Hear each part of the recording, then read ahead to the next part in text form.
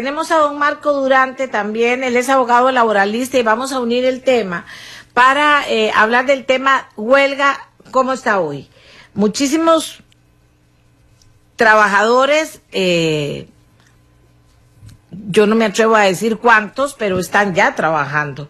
Algunos porque los sindicatos negociaron, aquí dice don Marco que lo llamen, lo estamos llamando, don Marco, aquí lo estamos llamando. Este es él el que me está diciendo. Ok, ya está don Marco en línea. Muchísimos que decían, no me atrevo a decir cuántos están trabajando.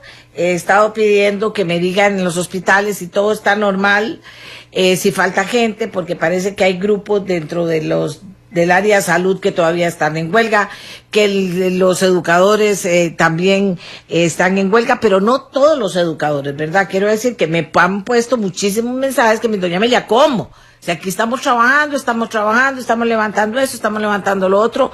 Bueno, eso es una realidad de la que no tenemos los números exactos para poder ser puntuales. Estamos con el tema de legalidad o ilegalidad, estamos esperando qué pasa con el tema de la legalidad o ilegalidad en el Ministerio de Educación. Yo no entiendo cómo todavía no tiene claro todo el país y más las personas que tienen que decidir que eso es de extremísima gravedad en un país. Pero en fin, ¿cómo analiza el contexto, don Marco Durante, para entender qué está pasando? Y porque lo que se dice es que todavía sigue la huelga. ¿Es correcto decir todavía sigue la huelga, don Marco Durante? Muy buenos días, doña Amelia, y muy buenos días a todos los radioescuchas. Sí, todavía sigue la huelga. Evidentemente, no todos los sectores que iniciaron el movimiento huelguístico continúan hoy en huelga. En términos generales y de forma aislada hay pocos grupos. El más fuerte de ellos sigue siendo los trabajadores del MEP. Entonces creo yo, doña Amelia, y tengo la esperanza, como creo que la tenemos la mayoría de los costarricenses, que en las próximas horas podamos recibir la resolución de parte del juez que está tramitando la calificación de legalidad o ilegalidad de huelga del MEP, porque creo que eso va a dar mucho elemento para continuar con el proceso de negociación que ha continuado el gobierno y de regresar a los centros de trabajo por parte de muchos huelguistas que cuando tuvieron una sentencia de primera instancia entraron en razón, dijeron, bueno, esto se puede apelar, pero nosotros queremos volver a trabajar. Y como lo hemos dicho acá, doña Amelia, es importante decirle a los maestros que hoy están todavía pensando si deben o no regresar, esperando una resolución, regresar no va a tener para ellos ninguna consecuencia legal. ¿No es cierto? A mí me han escrito a mi correo, me han llamado y me han preguntado que si es cierto que va a existir alguna represalia contra maestros que quieren deponer la huelga. No, ninguna. El gobierno lo ha dicho y en la ley tampoco existe ningún mecanismo de represalia o presión contra maestros o contra trabajadores que quieran deponer la huelga. La única posibilidad, lo hemos dicho acá, doña Amelia, es que si la huelga en firme se declara ilegal, el patrono puede retomar un proceso para cobrar salarios y si el trabajador no se reintegra en esas 24 horas, sí puede haber despido, doña Amelia, pero hoy, si un trabajador desea volver a su puesto de trabajo, puede hacerlo y no se puede tomar ninguna represalia contra este. No porque lo haya hecho el gobierno, sino porque también esto lo ampara la misma legislación nuestra. Pero ¿qué pasa con los jerarcas que negociaron la no aplicación de sanciones, don Marco? Es que fíjate que eso mucha gente no lo entiende porque dice, no, bueno, entonces se fueron un mes, volvieron 3 semanas después y resulta que no va a pasarle nada. Doña Amelia, yo creo que debemos diferenciar entre represalias y salario, cobros por salarios pagados en época de huelga ilegal. Son dos cosas distintas. La represalia es una decisión del patrono de tomar una revancha o de tomar una acción porque te fuiste a huelga. Entonces, al trabajador interino le ceso el interinazgo, al trabajador que tenía un procedimiento abierto busco la manera de despedirlo. Eso es lo que entendemos nosotros como una represalia.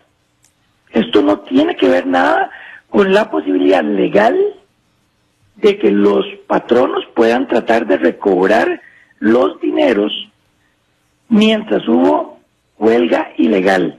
Dado que con los jueces de primera instancia se puso de moda los criterios del Comité de Libertad Sindical de la OIT, la misma OIT, a través de estos criterios que repetimos no son vinculantes, pero que son unas guías, ellos han dicho cobrar salarios por huelgas ilegales no es una acción represiva del patrono, no es una represalia, es un acto natural que puede hacer el patrono porque te fuiste a una huelga que se declaró ilegal.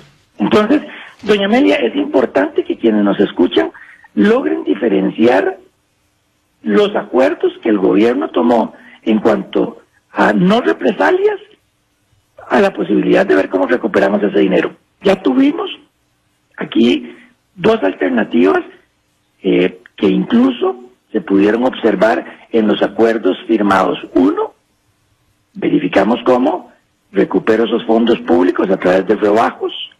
Dos, la Procuraduría General de la República, en un criterio del 2007, habló de la posibilidad de que las partes se pongan de acuerdo para compensar, reprogramar esos tiempos perdidos. Desafortunadamente, doña Amelia, ya es una huelga que en 2 días cumple un mes calendario y son muchos los días que se dejaron de elaborar. Pero bueno, son alternativas que están ahí. Entonces no confundamos represalias, acciones de venganza, digámoslo así, por haber usted ejercido un derecho a huelga, a la posibilidad del patrono de recobrar esos salarios. Nosotros hemos sido claros y mantenemos la posición de que si la huelga en firme se declara ilegal, el patrono tiene que tratar de recobrar esos dineros. Ahora, ¿por qué? Porque se trata de fondos públicos. Don Marco, se ha especulado mucho con que ya estaría lista la respuesta a la consulta judicial de legalidad o ilegalidad en el MEP, en educación. Sin embargo, esto todavía, que sepamos, no se ha publicado. Es correcto, porque ahora hay tanta fake news, o sea, hay tanta noticia mentira que puede pasar cualquier cosa. Usted que está más informado que nosotros, ¿existe alguna posibilidad de que eso sea cierto? No, doña Amelia, eso no es cierto y es importante que dejemos de generar noticias falsas. Un juez y los tribunales nuestros son muy cuidadosos que mientras no exista una resolución firmada por el juez, nadie puede tener conocimiento, salvo el despacho que está trabajando en ese expediente, nadie puede tener conocimiento de qué es lo que el juez va a resolver. Eso serían puras apreciaciones falsas y de alguna manera intenciones de generar un temor para un lado o para el otro. Esperemos a que sea el juez quien notifique la resolución a las partes y a partir de ahí, cuando tengamos la resolución firmada, es que podemos decir responsablemente cuál fue la posición que tomó el juez. Decir a alguien hoy que cree que conoce lo que el juez está diciendo, me parece que es irresponsable y de alguna manera lo que genera es un temor infundado a las partes. Perfecto. ¿Algo más importante que podamos agregar, don Marco, en un día como hoy, que todavía no nos queda claro cómo está la situación, que partimos del hecho de que prácticamente, a excepción de educación y de un grupo de salud, las otros huelguistas han regresado a sus trabajos?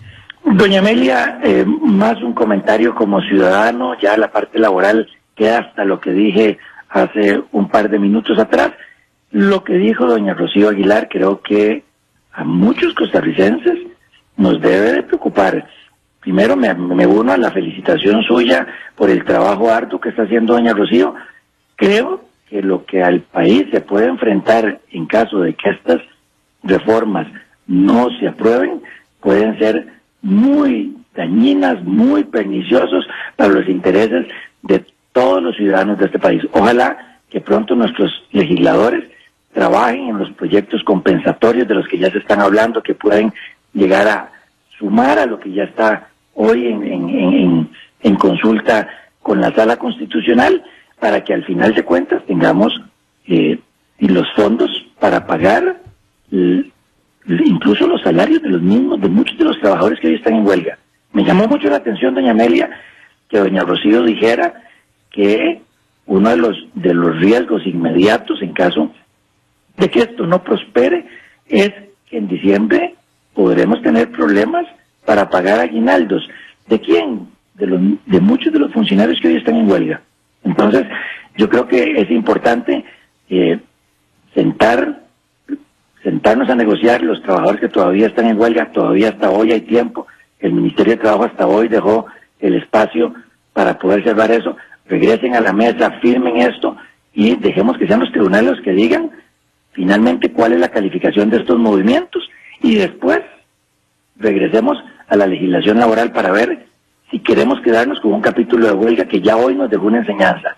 No puede ser posible que tengamos a 2 días de cumplir un mes de huelga, doña Amelia, y todavía no tengamos calificación del movimiento. Eso no es seguridad jurídica para nadie. Y entonces, una reforma sobre esto tenemos que pensarla, pero esto ahorita no es lo urgente.